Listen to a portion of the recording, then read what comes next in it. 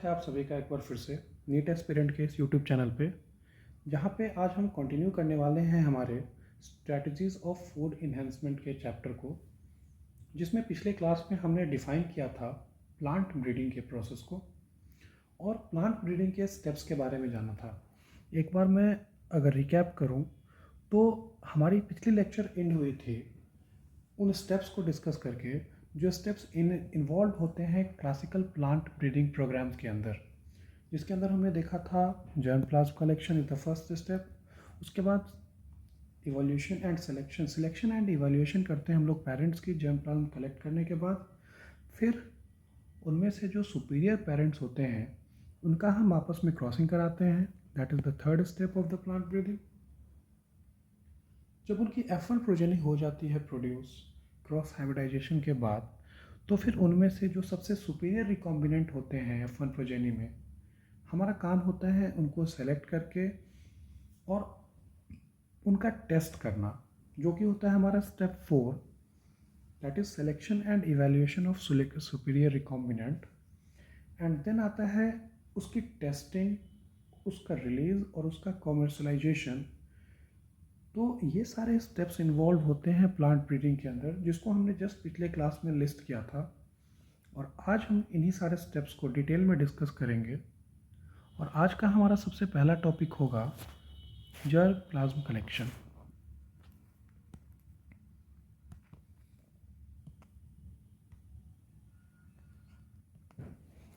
बच्चों, पूरे plant breeding के दौरान जर्म प्लाज्म कनेक्शन को सबसे इम्पॉर्टेंट स्टेप माना जाता है, और ये इतना इम्पॉर्टेंट है कि कई बार आप इसको रूट या फिर बैकबोन कह सकते हो किसी भी प्लांट ब्रीडिंग प्रोग्राम का।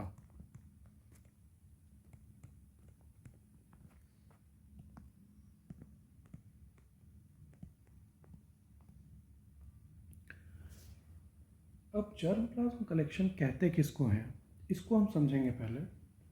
तो जर्म प्लाज्म कलेक्शन का मतलब होता है कि जिस प्लांट का आप ब्रीडिंग करने जा रहे हो, उस प्लांट के जितने भी वैरायटीज़ उपलब्ध हैं या उपलब्ध हो सकते हैं, उन सभी को कलेक्ट करना।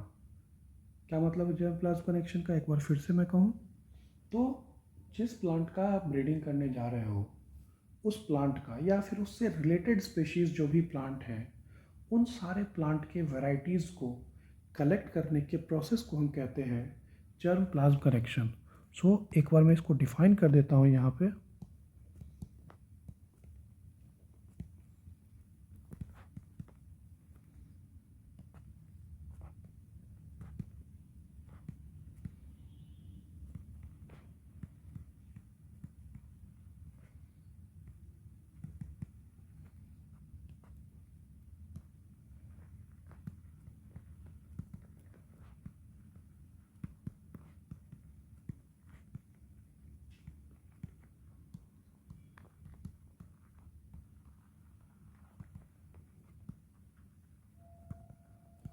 तो जिस प्लांट का आप ब्रीडिंग करने वाले हो, उस क्रॉप प्लांट के जितने भी जेनेटिक वैरायटीज़ एग्जिस्ट करते हैं आपके आसपास या कहीं पे भी, या फिर उस प्लांट के से रिलेटेड जो प्लांट्स हैं, उन सारे जेनेटिक वेराइबिलिटी को कलेक्ट करने के प्रोसेस को हम कहते हैं जर्म प्लाज्म कलेक्शन।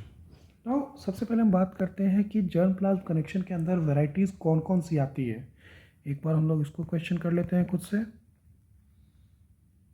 तो जर्म प्लाज्म कलेक्शन के अंदर हम लोग इंक्लूड कर सकते हैं उन सारी वैरायटीज़ को जो आज के दौर में कल्टीवेट हो रही है, या उन सारे इम्प्रूव्ड वैरायटीज़ को कहें, वो सारे इम्प्रूव्ड वैरायटीज़ क्रॉप प्लांट के जिसका कल्टीवेशन प्रेजेंट टाइम पे हो रहा है।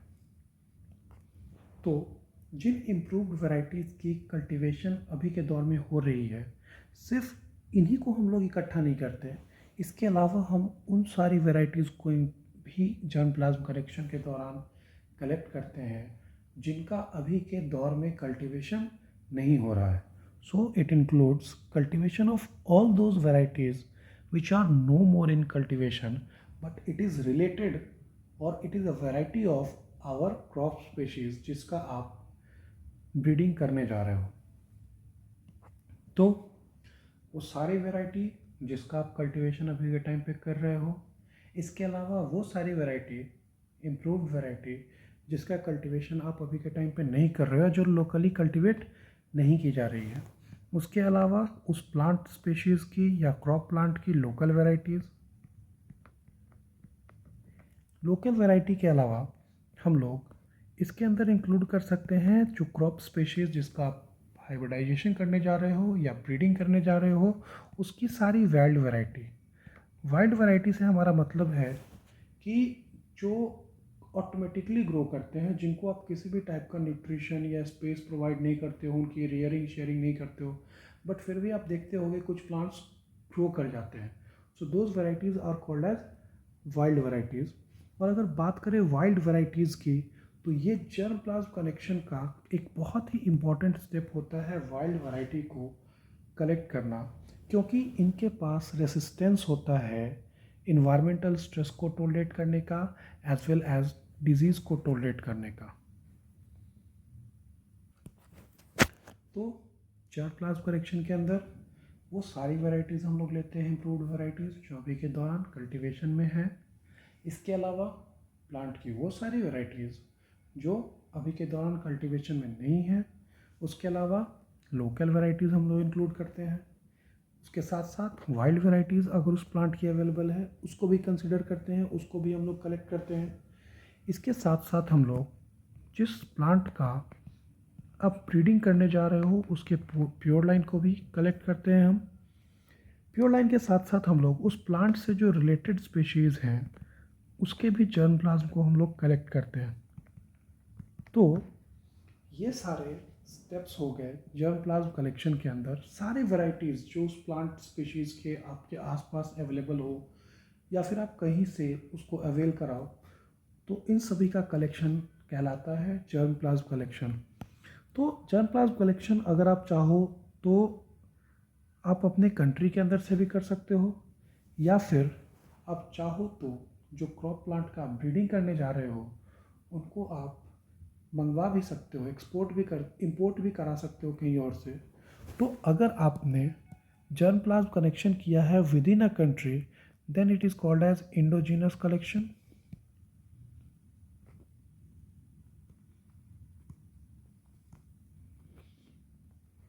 और अगर आपने जर्म प्लाज्म कलेक्शन के दौरान इंपोर्ट किया है कहीं से, then it is called as exotic collection.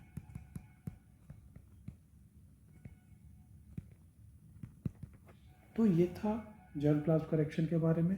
कुछ एक्स्ट्रा इन्फॉर्मेशन अगर मैं इसके बारे में बात करूँ तो पूरे वर्ल्ड में बहुत सारे ऐसे बोर्ड स्टैब्लिश किए गए हैं जो डिफरेंट क्रॉप प्लांट स्पीशीज़ की जर्म प्लाज्म कलेक्शन से रिलेटेड है।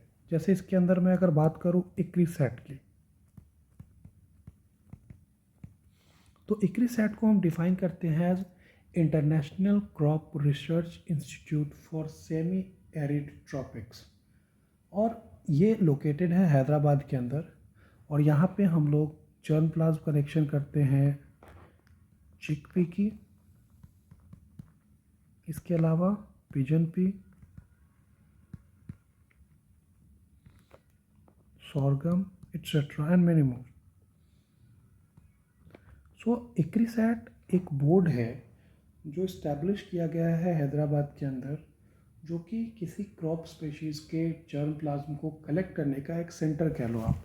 इसके अलावा दूसरा सेंटर मैं यहाँ पे नाम लिखूँ, बच्चों ये आपके एनसीईआरटी में नहीं है, so you don't need to memorise this for your NEET point of view. Then second is कापरी Central Potato Research Institute, Shimla में लोकेटेड है ये। Then CRRI Central Rice Research Institute जो कि एक कलकत्ता में है, कटक में है। एंड द SBI का मतलब है शुगर केन ब्रीडिंग इंस्टीट्यूट जो कि कोयम्बटूर में है। तो हमारे कंट्री के अंदर बहुत सारे ऐसे सेंटर्स स्टैब्लिश किए गए हैं जो कंसर्न है डिफरेंट प्लांट स्पीशीज़ के जर्म प्लाज्म कलेक्शन को लेके। इनका काम होता है क्रॉप प्लांट के जर्म प्लाज्म को कलेक्ट करना, सारे वैराइटीज़ सारे फॉर्म्स को कलेक्ट करके उनका सैंपल रखना। देन सेकेंड स्टेप तो आपको पता है प्लांट ब्रीडिंग का, जिसमें हम लोग बात करते हैं कि जितने भी आपने जर्म प्लाज्म का कलेक्शन किया है उन सारे में से आपको सिलेक्शन करना होता है सुपीरियर पेरेंट का।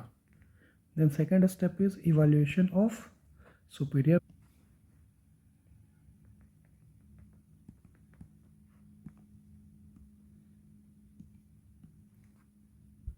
अब इस स्टेप के बारे में बात करें तो ये बहुत ही सिंपल सा स्टेप होता है। आपने जितना भी जर्म प्लाज्म कलेक्ट किया है किसी क्रॉप प्लांट का, उस जर्म प्लाज्म में से आप मैन्युअली सेलेक्ट कर सकते हो उन पेरेंट्स को जिनके अंदर डिज़ायरेबल ट्रेट आपको मिल रहा हो। मतलब कि जिस ट्रेट को लेके आप प्लांट की ब्रीडिंग करने जा रहे हो। तो आपने पहले क्या किया, जर्म प्लाज्म कलेक्शन के दौरान उस प्लांट से रिलेटेड जितने भी वैरायटीज़ थे सबको आपने कलेक्ट किया, और जब आपने ऐसा करके एक बंडल, एक बंच ऑफ प्लांट क्रॉप को जब आपने कलेक्ट किया है, तब आप उनमें से चुनोगे कि जिस कैरेक्टर के लिए आप ये ब्रीडिंग परफॉर्म करने जा रहे हो वो आपके पास अवेलेबल जर्म प्लाज्म के सैंपल में से किस प्लांट के पास वो फीचर है, और जिस प्लांट के पास वो फीचर होगा उसको आप पेरेंट कंसिडर करोगे, and then further you will proceed with the crossing among the selected parents. So अब अगर क्रॉसिंग की बात करें तो क्रॉसिंग कई प्रकार के हो सकते हैं। क्रॉसिंग जिसको कि आप हाइब्रिडाइजेशन भी कह सकते हो।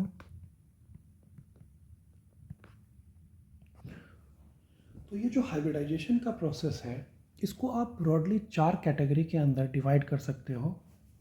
पहला हम लोग अगर देखें तो विद इन अ स्पेशीज़ जो आप क्रॉसिंग करते हो या हाइब्रिडाइजेशन करते हो उसको हम कहते हैं इंट्रा, या फिर हम कहें विद इन अ वैरायटी जो आप करते हो हाइब्रिडाइजेशन उसको हम इंट्रा वैराइटल हाइब्रिडाइजेशन कहते हैं।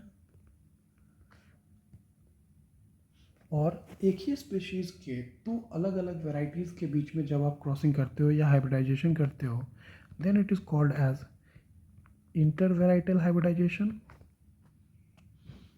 हाइब्रिडाइजेशन के दौरान कई बार आप दो अलग अलग स्पेशीज़ के बीच में भी क्रॉसिंग करते हो, and this type of crossing और hybridisation is known as interspecific hybridisation. And interspecific से भी अगर ऊपर जाए, हम जीनस के लेवल पे जाएं, तो कई बार हम दो डिफरेंट जीनस के प्लांट्स को भी आपस में हाइब्रिडाइज कर सकते हैं, and that is called as intergeneric hybridisation.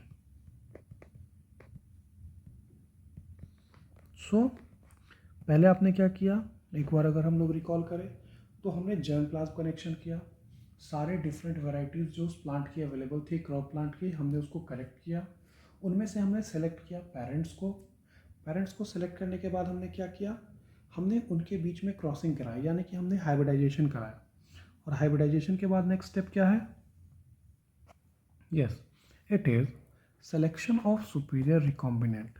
Hybridisation करने के बाद जो आपको F1 प्रोजेनी मिलेगी, तो F1 प्रोजेनी में से आप सेलेक्ट करोगे उस प्रोजेनी या उस प्लांट की जिसके अंदर जो डिज़ायरेबल करैक्टर है वो अपीयर हुआ है। So next step is selection of superior recombinant.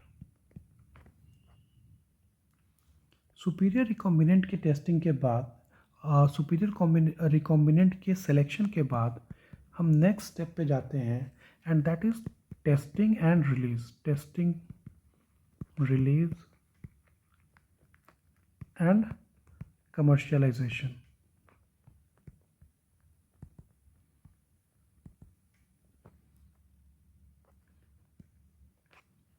अब टेस्टिंग की बात करें अगर, तो टेस्टिंग कई पहलुओं के बेसिस पे की जाती है। जैसे अगर हम लोग बात करें कुछ इंपॉर्टेंट पहलुओं की जिसके मदद पे सुपीरियर रिकॉम्बिनेंट को टेस्ट किया जाता है, तो उनमें से सबसे इम्पॉर्टेंट पहलू होता है हमारा that is amount of yield, कि जो प्रोजेनी आई है उसका यील्ड हाई है या नहीं। देन इफ़ेक्ट ऑफ वाटर, यानी कि ये वाटर के स्ट्रेस को कितने अच्छे लेवल से टॉलरेट कर सकता है। इसके अलावा इसके पास रेसिस्टेंस कैसा है। अगर हम रेसिस्टेंस की बात करें तो रेसिस्टेंस के अंदर हम लोग इन्वायरमेंटल रेसिस्टेंस भी लेते हैं, एज वेल एज हम लोग डिजीज़ रेसिस्टेंस की बात करते हैं। उसके अलावा हम लोग टेस्ट करते हैं F1 प्रोजेनी के लाइफ स्पैन की, and then amount of yield के साथ एक और इम्पॉर्टेंट फैक्टर हम लोग कंसिडर करते हैं टेस्टिंग के दौरान, जो हमें चाहिए होता है हमारे F1 प्रोजेनी के अंदर, that is the quality of yield.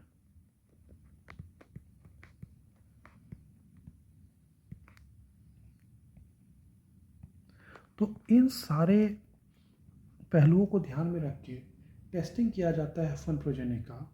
और टेस्टिंग की बात करें तो testing is done by IACR। आप सबको पता होगा इसके बारे में। ICAR, Indian Council of Agriculture Research. अब IACR F1 प्रोजेनी को टेस्ट करता है up to for 3 seasons. 3 season तक इसकी टेस्टिंग होती है, और सारे जो पैमाने सेट किए गए हैं अगर उन पे ये खरा उतरता है तो फिर रिलीज़ कर दिया जाता है इस प्लांट को कमर्शलाइजेशन के लिए। सो ये था एक brief explanation about the process of plant breeding technique. अब एक टर्म मैं यहाँ पे आपको इंट्रोड्यूस करना चाहूँगा, दैट इज़ सीड। सीड के बारे में तो आपने पहले से ही सुना होगा, बट यहाँ पे हमें ज़रूरत पड़ रही है इस टर्म को डिफ़ाइन करने की फिर से, क्योंकि प्लांट ब्रीडिंग के दौरान सीड टर्म का मीनिंग चेंज हो जाता है। अगर हम लोग प्लांट ब्रीडिंग को परफॉर्म कर रहे हैं तो सीड टर्म का इस्तेमाल हम लोग प्लांट के उन सारे पार्ट्स के लिए करते हैं जिसका आप इस्तेमाल करते हो प्लांट को रेज करने में या ब्रीड करने में। So seed term is utilised for any part of the plant which is utilised for raising the crop.